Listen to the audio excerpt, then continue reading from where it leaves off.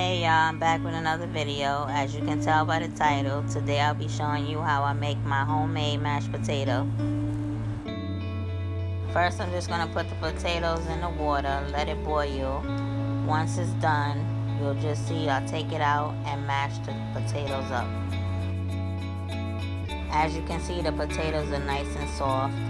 And yes, I kept the skin on. I like the skin on the potatoes.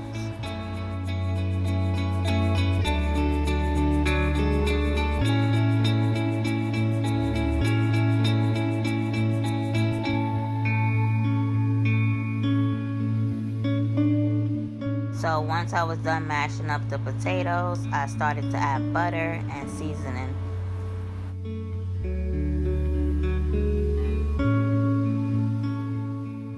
If you're liking this video so far, make sure you hit that like button, and also make sure you subscribe to my page so you can see when I post more videos.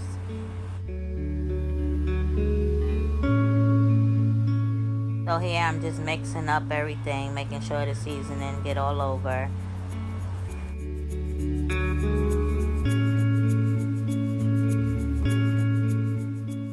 Now I'm just going to show you how it looks.